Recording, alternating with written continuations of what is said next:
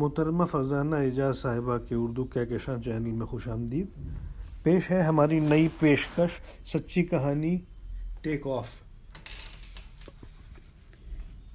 جہاز کے ٹیک آف ہونے تک لیلا زوجہ عبدالرب کا بھوت اس کو دھمکیاں دیتا رہا۔ اس کے اعصاب پر اس درجہ تناؤ تھا کہ دور سے آتی ہوئی ہر مقامی عورت اسے لیلا زوجہ عبدالرب نظر آ رہی تھی اور اس کا دل پسلیوں کا پنجرا توڑ کر نکلتا محسوس ہو رہا تھا، حالانکہ وہ اچھی طرح جانتی تھی کہ وہ بے گناہ ہے۔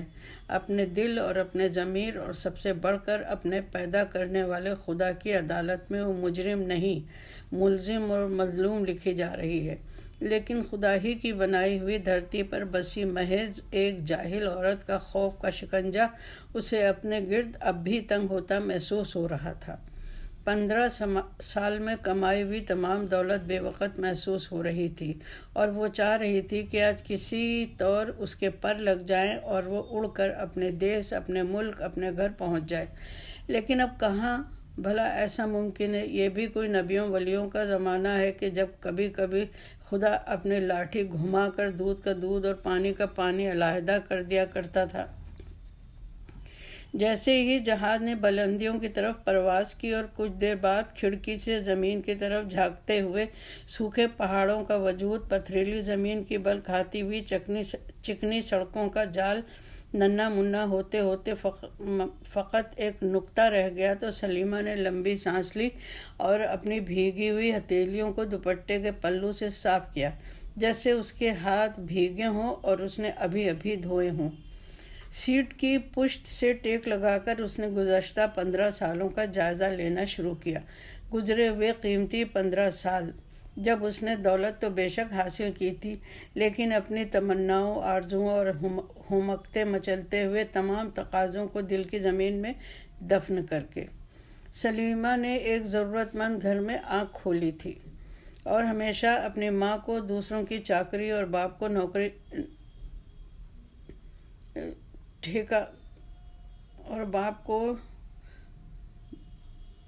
ترکاری کا ٹھیکہ لگاتے دیکھا تھا۔ مزید 5 بچوں کی آمد نے اماں اور ابا کو بوکھلا کر رکھ دیا تو سلیمہ نے ماں کے ساتھ بنگلوں میں جا کر کام کرنا شروع کر دیا۔ ایسے ہی ایک بنگلے میں رہنے والی بیگم کے بھائی کے عرب ریاستوں کے کسی شہر میں رہنے والے اسپانسر کے گھر کے لیے ہاؤس کیپر کی ضرورت تھی، تو سلیمہ نے اپنی اماں کا پیچھا لے لیا اور اسے ایسے ایسے سنہرے خواب دکھلائے کہ آدھا پیٹ بھوکے اور آسائش کو ترستی ہوئی اماں باوا نے مالکن سے کہہ کر سلیمہ کو دور دیس بھیج دیا۔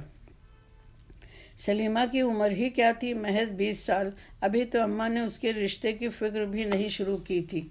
حالات کی چکی کب رکی تھی کہ وہ اس کے بیاہ کا سوچتی۔ اماں نے سوچا کہ چلو سلیمہ کی ابھی عمر ہی کیا ہے، وہ کم از کم جہیز خود بنا لے گی تو بعزت زمانے میں دولت کی بل پر جیون ساتھی خریدنے میں اسے آسانی رہے گی۔ سلیمہ جو اپنی ضد اور خواہش سے گئی تو اس نے خوب دل لگا کر کام کیا۔ حسن اتفاق کے مالک اور مالکن دونوں ہی اچھے ثابت ہوئے۔ 10 سال تک اسے بھی شکایت کا موقع نہ ملا۔ مالک تو دل کے اچھے تھے اور سلیمہ کا خیال رکھتے تھے، سو سلیمہ سکون سے اپنے بھائیوں بہنوں کے حصے کا پیار جو وقتاً فوقتاً اس کے دل میں عمڈا کرتا تھا، مالک کے بچوں پر انڈیل دیا کرتی۔ ایسے ہی 10 سال گزر گئے۔ جب وہ آئی تھی تو لیلا کے 3 بچے تھے، بڑا بیٹا اور 2 بیٹیاں۔ سبھی سلجھی ہوئی طبیعت کے تھے، خصوصاً بڑا بیٹا جواد۔ اس وقت اس کی عمر مشکل سے 10 سال رہی ہوگی۔ اب وہ سلجھا ہوا سجیلا نوجوان تھا اور اس کی دونوں بہنوں کی شادیاں ہو چکی تھیں۔ سلیمہ تمام وقت کام میں الجھی رہتی اور لیلا اپنے خاندان والوں اور بیٹیوں کے سسرالوں میں چکر لگایا کرتی۔ اس کا محبوب مشغلہ لوگوں کی دعوت کرنا تھا۔ سلیمہ کو بھلا کیا اعتراض ہوتا، جبکہ ہر دعوت کے بعد لیلا اس کو مزید پیسے یا کوئی تحفہ دیا کرتی تھی۔ عبدالرب کا کاروبار روز افزوں ترقی پر تھا۔ اب تو جواد نے الگ سے اپنا کاروبار بھی شروع کر دیا تھا۔ اب اس کی شادی کے پروگرام بن رہے تھے۔ زندگی کا کارواں سبک رفتاری سے رواں دواں تھا کہ اچانک وہ دھماکہ ہوا جس نے سارے گھر کو بوکھلا دیا۔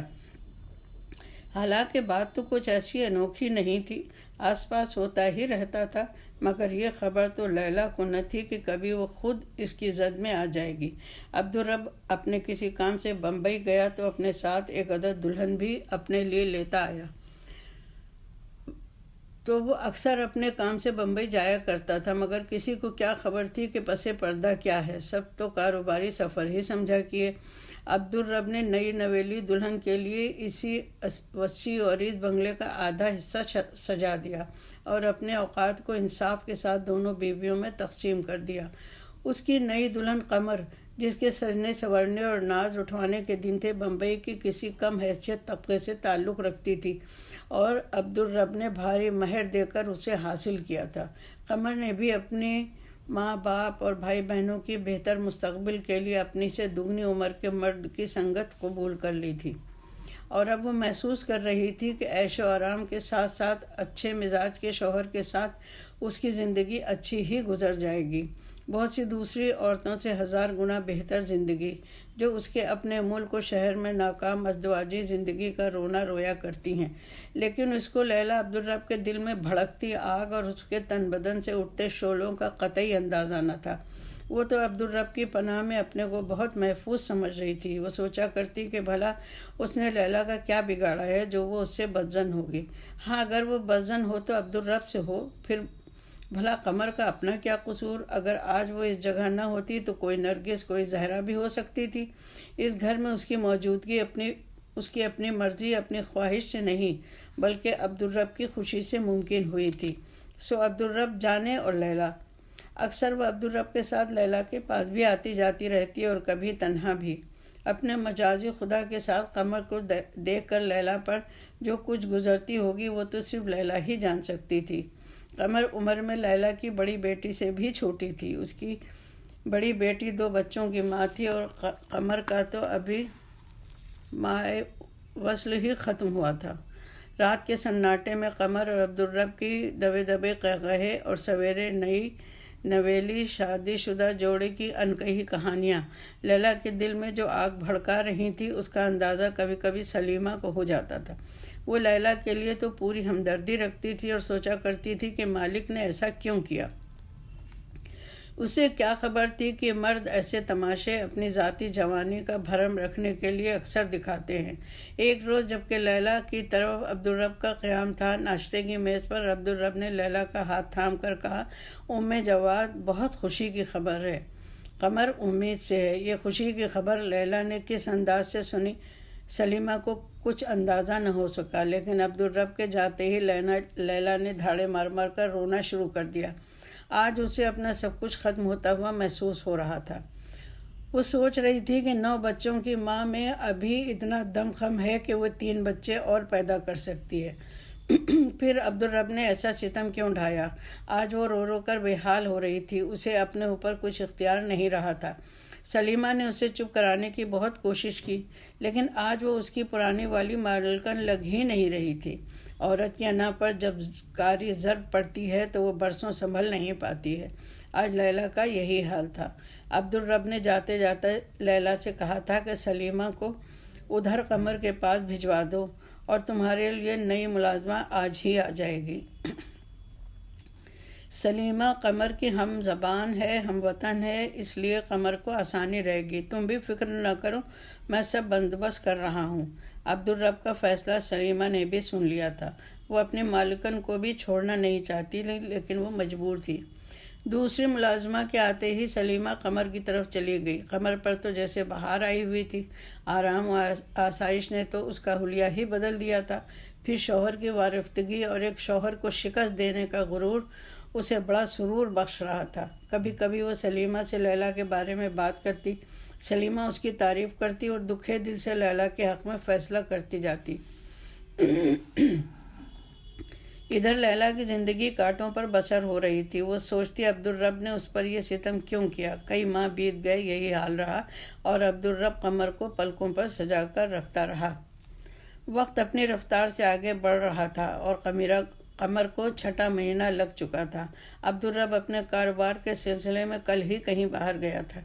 اس کا پروگرام اس بار باہر قیام کا کچھ طویل تھا۔ جواد گھر پر تھا۔ وہ سلجھی طبیعت کا مالک تھا، مگر فطری طور پر اسے اپنی ماں سے ہمدردی تھی، لیکن وہ قمر کے وجود کو حقیقت تسلیم کر چکا تھا۔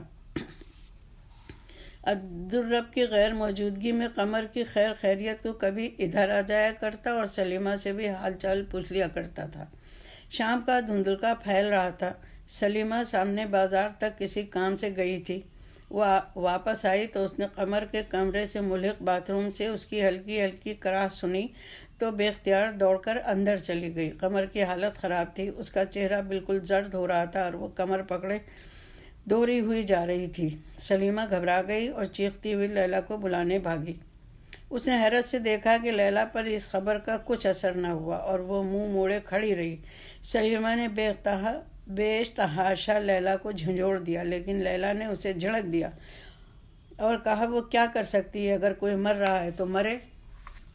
سلیمہ لیلا کے منہ سے یہ جملہ سن کر تیزی سے قمر کی طرف دوڑی۔ قمر کا ابھی وہی حال تھا۔ اس نے روتے روتے بتایا کہ وہ اکیلی تھی کہ لیلا آ گئی۔ قمر نے اس کو خوش آمدید کہا اور اس سے باتیں کرنے لگی۔ اچانک لیلا واپسی کے لیے کھڑی ہوئی تو قمر بھی اس کے ساتھ کھڑی ہو گئی اور زینہ اترنے لگی کہ اچانک لیلا نے اسے اوپری زینے سے زبردست طریقے سے دھکا دے دیا۔ وہ سیڑھیاں سے نیچے لڑھکتی چلی گئی۔ لیلا بے فکری سے مسکراتی اپنی طرف چلی گئی۔ سلیمہ کے ہاتھ پاؤں پھول رہے تھے کہ اچانک جواد آ گیا۔ وہ اور جواد قمر کو اسپتال لے گئے، جہاں سخت اذیت کے بعد قمر نے ایک مردہ بچے کو جنم دیا۔ قمر اب بھی خطرے میں تھی اور بے ہوش تھی۔ سلیمہ اس کے پاس اسپتال ہی میں تھی۔ رات کے وقت جواد جلدی جلدی سلیمہ کے پاس آیا اور اسے نرمی سے سمجھانے لگا کہ لیلا اس کی ماں ہے اور وہ برابر چلا رہی ہے۔ قمر کو سلیمہ نے ڈھکیلا ہے۔ اگر اس نے یہی بات عبدالرب سے کہہ دی تو سلیمہ کی زندگی تباہ ہو جائے گی۔ جواد نے کہا سلیمہ میں جانتا ہوں کہ تو بے قصور ہے اور مجرم میری ماں ہے، لیکن اب بہتر یہی ہے کہ بابا عبدالرب کے آنے سے بیشتر تو یہ ملک چھوڑ دے۔ میں نے تیری بکنگ کرا دی ہے، جلدی جلدی اپنا سامان لے کر ایئرپورٹ چل، میں تجھے چھوڑ آؤں گا۔ جواد نے اسے کئی ہزار روپے دیے۔ سلیمہ حیرت سے گنگ جہاں کی تہاں رہ گئی۔ جواد اس کی حالت سے بے خبر تھا اور وہ نرم دل نوجوان نہیں چاہ رہا تھا کہ سلیمہ اس کی وفادار نوکرانی کسی عذاب میں گرفتار ہو اور اس کی ماں کے کیے کی سزا بھگتے۔ اور اب سلیمہ کا جہاز اس کے اپنے ملک کی زمین چھو رہا تھا، ہولے ہولے اس کی دھرتی کی طرف واپس آ رہا تھا۔